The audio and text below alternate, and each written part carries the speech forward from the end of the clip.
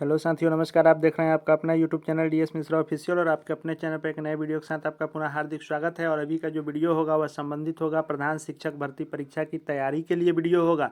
जैसा कि आप जान रहे हैं कि मेरे द्वारा लगातार डीएलएड 75 अंक की आपके तैयारी के लिए प्रैक्टिस सेट की श्रृंखला लाई जा रही है। और जो यह प्रैक्टिस सेट आ रहा है या डीएलएड का यूनिट वाइज यानी सीरियली यूनिट 1 से लेकर यूनिट 8 तक जो आपको 8 इकाई को पढ़ना है उसको मैं क्रमवार लेकर के आ रहा हूं। और उसी कड़ी में आज जो यह प्रैक्टिस सेट होगा यह प्रैक्टिस सेट नंबर 21 होगा। और यह जो 21 नंबर प्रैक्टिस सेट होगा यह संबंधित होगा इकाई 6 से और उसका पार्ट 3 होगा। इसके पूर्व में भी हमने 20 प्रैक्टिस सेट को देख चुका है, जिसके माध्यम से हम लोगों ने इकाई 1 से 5 तक के सभी प्रश्नों को पार्ट वाइज और साथ ही साथ यूनिट 6 के भी 1 और 2 पार्ट को हम लोगों ने देख लिया है। और जो यह 20 प्रैक्टिस सेट हैं यह आपके परीक्षा के दृष्टिकोण से बहुत ही महत्वपूर्ण होने वाले हैं। मैं आपको गारंटी देता हूं कि बड़े बड़े ब्रांड से जो लोग पढ़ रहे हैं और डीएलएड की तैयारी कर रहे हैं या आप भी यदि कर रहे हैं तो कोई बात नहीं है, लेकिन यह छोटा चैनल आपको दिखेगा, लेकिन जब आप परीक्षा में बैठेंगे प्रधान शिक्षक की तो निश्चित रूप से बड़े बड़े ब्रांड के वीडियो जो आप देखे होंगे पढ़े होंगे उससे 10 नंबर अधिक जरूर आएंगे यदि आप मेरे द्वारा लाए गए 8 इकाई के सभी पाठों को, उनके प्रश्नों को और उसके साथ जितनी मैं व्याख्या कर रहा हूँ उन सभी को सॉर्ट आउट करके यदि आप कंठस्थ करके जाते हैं तो परीक्षा में सबसे ज़्यादा स्कोर आप डीएलएड में करके आएंगे। क्योंकि जो भी मैं प्रैक्टिस सेट ला रहा हूँ वह टू द सिलेबस एकदम जो 8 इकाई के 60 टॉपिक को कवर करने हैं उन 60 टॉपिकों के एक एक टॉपिक से जितने प्रश्न बन सकते हैं उन प्रश्नों को और उस प्रश्न के साथ जो प्रश्न याद किए जा सकते हैं या परीक्षा में आ सकते हैं और उनके कॉन्सेप्ट को क्लियर करने को लेकर के उनकी जितनी व्याख्या हो सकती है उन उचित व्याख्या के साथ मैं लेकर के आ रहा हूं। तो परीक्षा के दृष्टिकोण से सभी वीडियो सीरीज आपके लिए बहुत ही बेनिफिशियल है। तो पिछले जो 20 प्रैक्टिस सेट लाए गए हैं यदि उनको आपने अब तक नहीं देखा है तो चैनल के प्लेलिस्ट में जाएंगे और प्रधान शिक्षक सेक्शन में जाकर उन सभी को देखेंगे। और साथ ही साथ 2020 सीरीज जो 8 यूनिट से मिसलेनियस प्रश्नों को शामिल करके स्वयं से ला रहा हूँ उसको भी आप देखेंगे, 5 ऑप्शन के साथ उसको ला रहा हूँ। और यह प्रैक्टिस सेट की श्रृंखला आगे भी जारी रहेगी, इसलिए चैनल से जुड़ जाएंगे, चैनल को सब्सक्राइब करके बेल आइकन को प्रेस कर लेंगे ताकि आगे प्रधान शिक्षक परीक्षा से जुड़ी हुई हर एक लेटेस्ट अपडेट और तैयारी की वीडियो सीरीज आपको मिलती रहे। तो वीडियो में बिना देरी किए हम लोग शुरू करते हैं। तो जैसा कि हम लोग जान रहे हैं कि जो 6ठा इकाई है आपके डीएलएड सेक्शन के 6ठे इकाई में जो शैक्षिक संस्थाओं के बारे में पढ़ना है वह 3 स्तर के शैक्षिक संस्थाओं के बारे में पढ़ना है। पहला जिला स्तर के शैक्षिक संस्थाओं के बारे में पढ़ना है, डिस्ट्रिक्ट लेवल के, दूसरा स्टेट लेवल के और तीसरा नेशनल लेवल के। तो हम लोगों ने जो पार्ट 1 देखा था उसमें हम लोगों ने जिले स्तर के जो भी शैक्षिक संस्थाएं हैं उनके बारे में पढ़ा था। दूसरे पार्ट में हम लोगों ने राज्य स्तर के शैक्षिक संस्थाओं के बारे में पढ़ा था और कुछ इसमें राष्ट्रीय स्तर के भी हम लोगों ने देख लिया था। और तीसरे में फिर आज हम लोग राष्ट्रीय स्तर के जो बचे हुए शैक्षिक संस्थाएं हैं उनके बारे में और उनसे जुड़े हुए सवाल और उन सवाल से संबंधित जो भी प्रश्न बन सकते हैं उन सबको आज के वीडियो सीरीज में हम लोग देखने वाले हैं। तो इस 21 नंबर प्रैक्टिस सेट का जो पहला प्रश्न है वह है राष्ट्रीय शैक्षिक अनुसंधान एवं प्रशिक्षण परिषद कार्यकारिणी समिति की अध्यक्षता कौन करता है, यानी एनसीईआरटी के बारे में पूछा जा रहा है कि इसके परिषद की कार्यकारिणी समिति की अध्यक्षता कौन करता है। तो पिछले भी यूनिट में हम लोगों ने एनसीईआरटी के बारे में बहुत पढ़ा था, उसको थोड़ा सा हम लोग रिकॉल कर लेते हैं कि एनसीईआरटी जो है राष्ट्रीय शैक्षिक अनुसंधान एवं प्रशिक्षण परिषद, जिसकी स्थापना जो है 1 सितंबर 1961 को की गई थी और द्वितीय पंचवर्षीय योजना के दौरान यह स्थापना की गई थी। और एनसीईआरटी जो है एक स्वायत्त एवं स्वतंत्र संस्था के रूप में केंद्रीय एजेंसी के रूप में काम करती है और इसका मुख्यालय नई दिल्ली श्री अरविंद मार्ग पर स्थित है। और इसके 4 क्षेत्रीय महाविद्यालय हैं और उसके साथ ही साथ 17 क्षेत्रीय कार्यालयों के द्वारा यह कार्य करता है और 17 क्षेत्रीय कार्यालयों से संबद्ध 5 संगठक इकाई भी हैं। और उसके साथ ही साथ हम लोगों ने यह भी जाना था कि एनसीईआरटी के जो अध्यक्ष होते हैं वह केंद्रीय मानव संसाधन विकास मंत्री यानी केंद्रीय शिक्षा मंत्री होते हैं और उपाध्यक्ष जो होते हैं वे केंद्रीय शिक्षा राज्य मंत्री होते हैं। और 12 सदस्यीय समिति काम करती है जिसमें 6 सदस्य भारतीय सरकार यानी केंद्रीय सरकार द्वारा जो है इसमें नामित किए जाते हैं। और साथ ही साथ हमने यह भी जाना था कि इसके जो निदेशक हैं वह दिनेश प्रसाद सकलानी जी हैं और श्री दिनेश प्रसाद सकलानी वर्तमान में जिन्होंने ऋषिकेश जी का स्थान लिया है, ये दिनेश प्रसाद सकलानी जी जो हैं यह एनसीईआरटी के डायरेक्टर हैं। इतनी बातों को हम लोगों ने पिछले वीडियो में एनसीईआरटी के बारे में जान लिया था। आज पूछा जा रहा है कि राष्ट्रीय शैक्षिक अनुसंधान एवं प्रशिक्षण परिषद की कार्यकारिणी की अध्यक्षता कौन करता है। तो एनसीईआरटी के जो अध्यक्ष होते हैं यानी केंद्रीय मानव संसाधन विकास मंत्री यानी जो शिक्षा मंत्री केंद्रीय होते हैं वहीं अध्यक्ष भी होते हैं और राष्ट्रीय परिषद कार्यकारिणी की अध्यक्षता भी यहीं करते हैं। अगला प्रश्न है कि केंद्रीय शैक्षिक प्रौद्योगिकी संस्थान कहाँ स्थित है, जिसको हम लोग CIET के नाम से जानते हैं, central institute of educational technology. केंद्रीय शैक्षिक प्रौद्योगिकी संस्थान जो है इसका यह है कि जो 5 परिषद से यानी जो राष्ट्रीय शैक्षिक जो यह एनसीईआरटी है राष्ट्रीय शैक्षिक अनुसंधान एवं प्रशिक्षण परिषद, इससे संलग्न 5 इकाइयाँ हैं। एक राष्ट्रीय शिक्षा संस्थान जो नई दिल्ली में है जिसको NIT भी कहते हैं, और केंद्रीय शैक्षिक प्रौद्योगिकी संस्थान जो नई दिल्ली में है। जो यह प्रश्न में पूछा जा रहा है तो राइट आंसर ये होगा 47 का, केंद्रीय शैक्षिक प्रौद्योगिकी संस्थान, इसी को CIET कहते हैं, यह नई दिल्ली में है।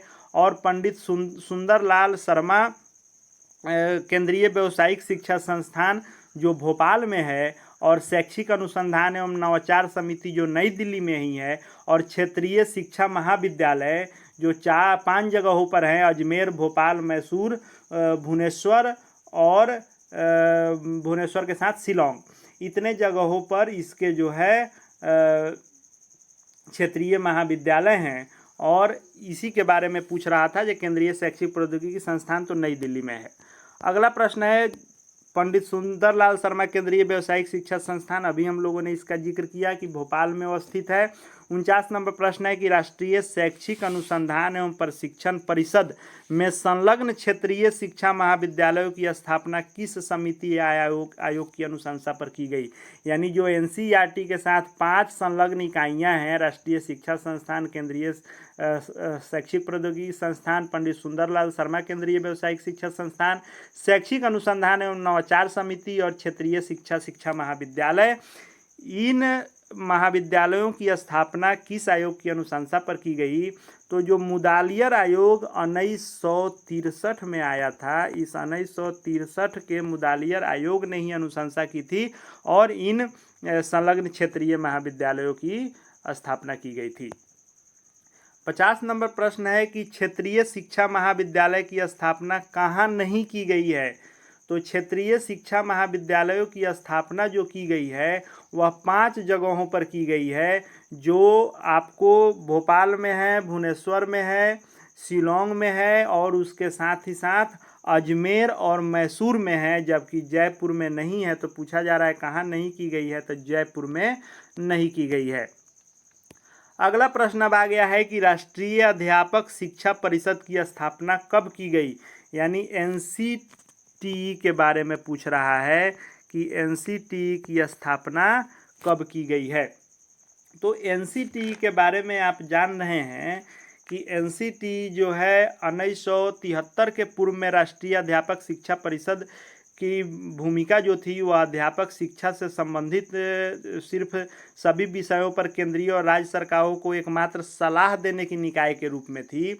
लेकिन जब मई 1973 में इसकी स्थापना की गई तो सिर्फ इतनी थी, लेकिन बाद में इसके क्षेत्र को बहुत ही बढ़ाया गया और इसका पुनर्गठन भी किया गया, जिसके बारे में हम लोग आगे भी पढ़ेंगे इन प्रश्नों को। और इस पुनर्गठन के बाद जब एनसीटी का मूल उद्देश्य तय किया गया कि समूचे भारत में अध्यापक शिक्षा प्रणाली का नियोजित एवं समन्वित विकास करना, अध्यापक शिक्षा प्रणाली में मानदंडों, मानकों, विनियम और उन्हें समुचित रूप से बनाए रखना और डिग्री इत्यादि देने की मान्यता और शिक्षक शिक्षा से जुड़े हुए कॉलेजों की मान्यता, इन सभी की जिम्मेवारी एनसीटी को दी गई।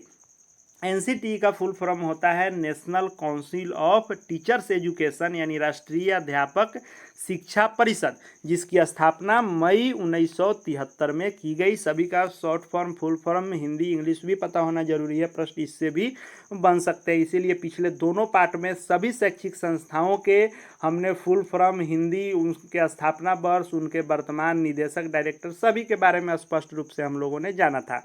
अगला प्रश्न है कि राष्ट्रीय अध्यापक शिक्षा परिषद को पूर्ण वैधानिक संस्था के रूप में कब स्थापित किया गया था। यानी जब मई 1973 में इसकी स्थापना की गई, लेकिन इसको पूर्ण वैधानिक दर्जा कब दी गई, तो इसको पूर्ण वैधानिक दर्जा जो दिया गया था वह 1993 अधिनियम के तहत दिया गया था।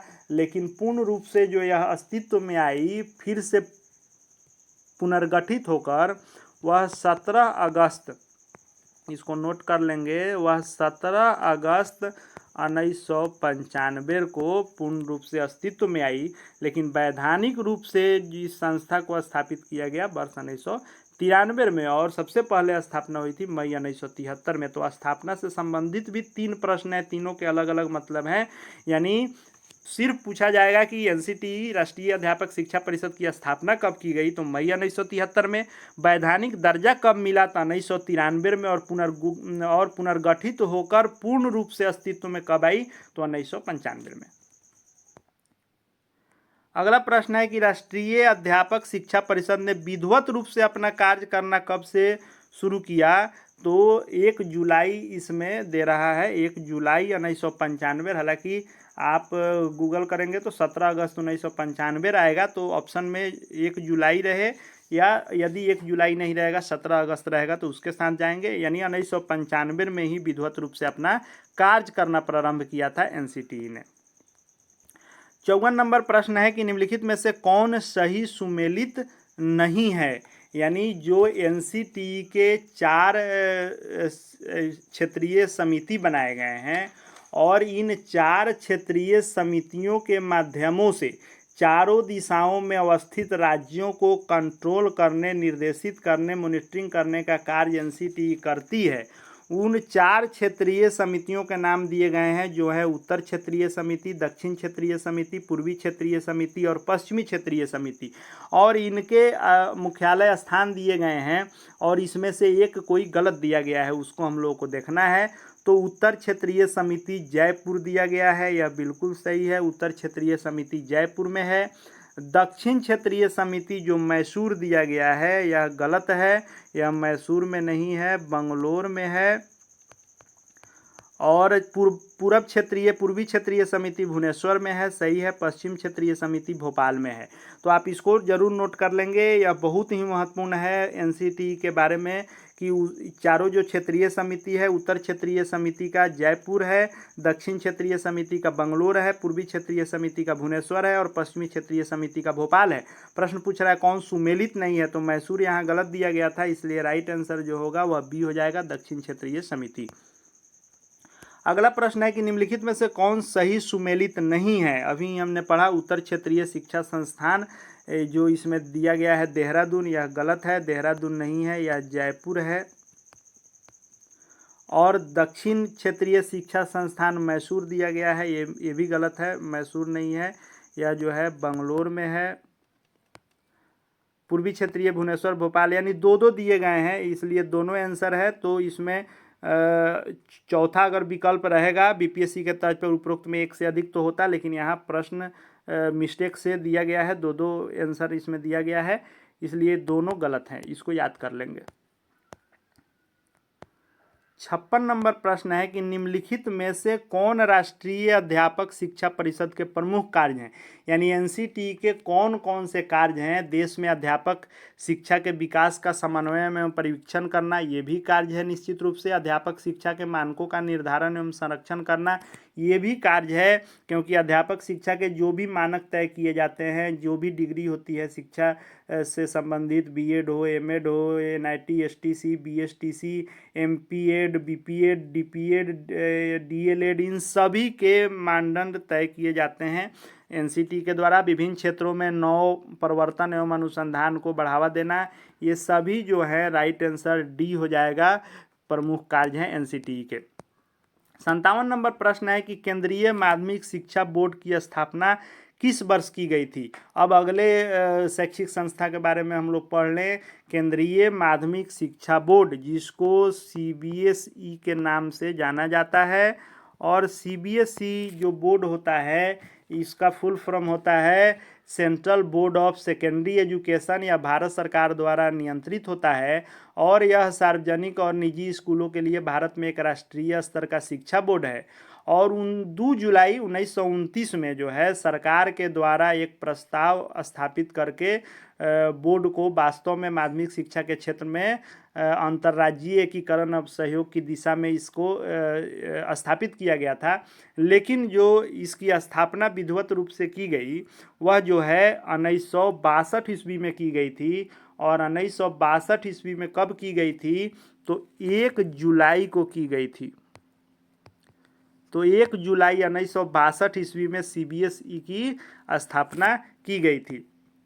अब स्थापना 1 जुलाई 1962 हम लोगों ने पढ़ लिया। सीबीएसई के वर्तमान जो अध्यक्ष हैं वह श्री राहुल सिंह हैं। इसके पहले निधि छिबर थी। निधि छिबर का स्थान राहुल सिंह ने लिया है। दोनों इसलिए मैं बता रहा हूं कि कभी कभी बीपीएससी ये भी पूछ देता है कि सीबीएसई के वर्तमान अध्यक्ष राहुल सिंह ने किसका स्थान लिया है। बीपीएससी प्रश्नों को घुमाने में तो फेमस आयोग है, इसलिए इन दोनों को जानेंगे तो प्रश्न घुमा कर भी देगा, तो बना सकते हैं कि निधि छिबर का स्थान लिया है राहुल सिंह ने। 58 नंबर प्रश्न है कि निम्नलिखित में से कौन सा कथन जो है सीबीएसई बोर्ड के संबंध में सही है।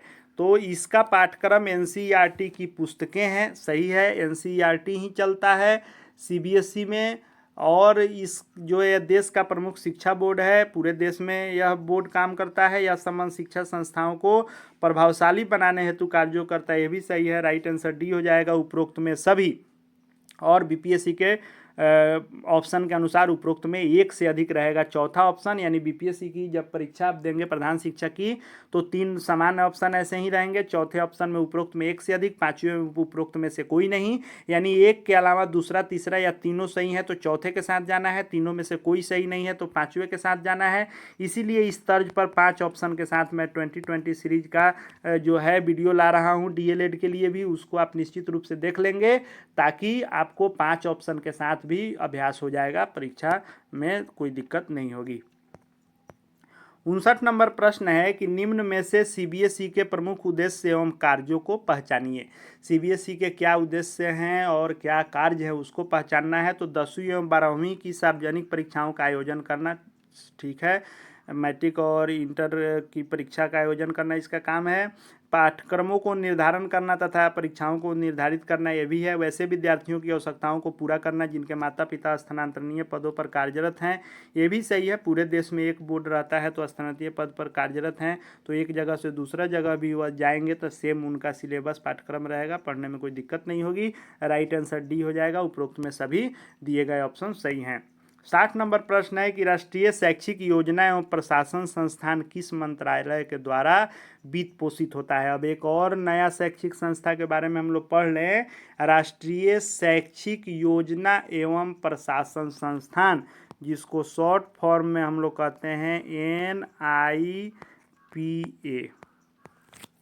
जो NIPA होता है इसी को राष्ट्रीय शैक्षिक योजना एवं प्रशासन संस्थान कहते हैं। यह जो है भारत में एक शोध केंद्रीय विश्वविद्यालय है और इसको एक डीम्ड विश्वविद्यालय के डीम्ड यूनिवर्सिटी का भी दर्जा दिया गया है। और यह जो है राष्ट्रीय शैक्षिक योजना एवं प्रशासन संस्थान जो है नेशनल इंस्टीट्यूट ऑफ जो है प्लानर्स एंड एडमिनिस्ट्रेशन जो होता है वह आपको कार्य करता है। इसके लिए 8 विभाग और 2 केंद्र बनाए गए हैं और यह स्कूल और अनौपचारिक शिक्षा विभाग के लिए कार्य करता है। उच्च शिक्षा एवं व्यावसायिक शिक्षा के लिए कार्य करता है और शिक्षा में ट्रेनिंग इत्यादि क्षमता निर्धारण के लिए कार्य करता है। तो ये भी एक राष्ट्रीय स्तर का शैक्षिक महत्वपूर्ण संस्था है। और यह जो है पूछा जा रहा है कि यह किसके द्वारा वित्त पोषित होता है, तो यह शिक्षा मंत्रालय के द्वारा वित्त पोषित होता है।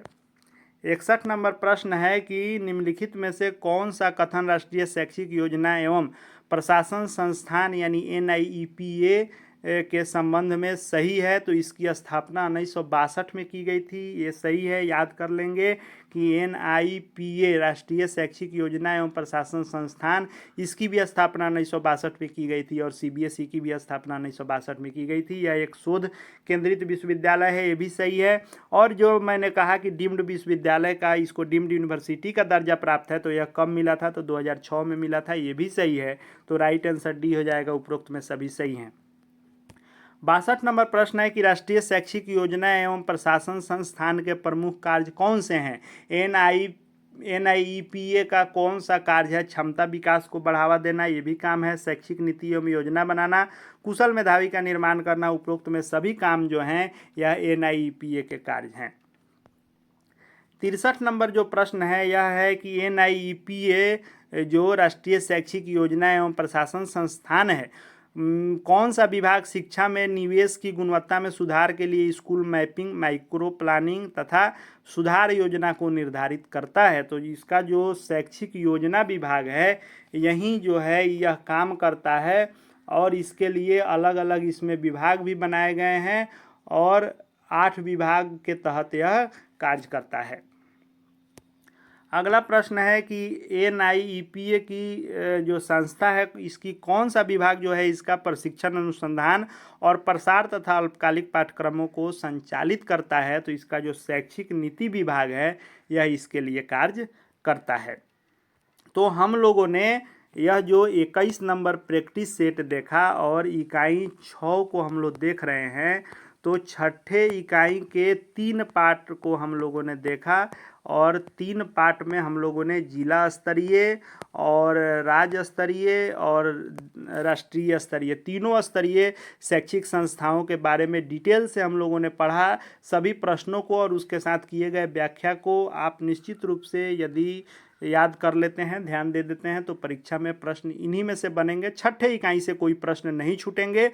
फिलहाल हम लोग छठे इकाई के इस वीडियो को विराम देंगे और मिलेंगे अगले इकाई के साथ यानी 7वें इकाई के साथ अगले वीडियो सीरीज में। तब तक आप अपनी तैयारी को जारी रखेंगे और पुनः एक बार विश्वास दिलाता हूं कि आप चैनल से जुड़ें, चैनल को सब्सक्राइब करके बेल आइकन को प्रेस कर लें। कोई भी चैनल बड़ा छोटा नहीं होता है, आपके काम के वीडियो कहाँ आ रहे हैं वह मतलब रखता है। आप अपने सिलेबस को निकालें DLED के और 60 टॉपिक 8 इकाई को देखें और मेरे सभी लाए गए वीडियो को एक एक करके देखें। एक भी प्रश्न सिलेबस से बाहर नहीं मिलेंगे। बहुत सारे बड़े बड़े ब्रांड पर आपको पूरे समुंदर में गोता लगवाया जा रहा है। सीटेट का पूरा सिलेबस उठा के आपके सामने रख दिया जा रहा है। परीक्षा के 10 से 15 दिन बचे हुए हैं, आप उसमें ढूंढते रह जाएंगे किसको पढ़ें किसको छोड़ें। टू द टॉपिक है, आप स्वतंत्र हैं और जहां से भी तैयारी कर रहे हैं उस माध्यम से तैयारी करते रहें, लेकिन सभी वीडियो को एक बार देखें। आपके जब मेरे द्वारा DLED के पूरे टॉपिक को कवर कर लिया जाएगा तो एक भी टॉपिक नहीं छूटेंगे। टू द सिलेबस एकदम हूबहू मैं सारे वीडियो को लेकर के आ रहा हूं, इसलिए चैनल से जुड़ जाएंगे और साथ ही साथ हमारे टेलीग्राम चैनल से जुड़ जाएंगे। वहां शिक्षा विभाग शिक्षकों से संबंधित हर एक लेटेस्ट अपडेट आपको मिलते रहेंगे। इस वीडियो को देखने के लिए आपका बहुत बहुत धन्यवाद।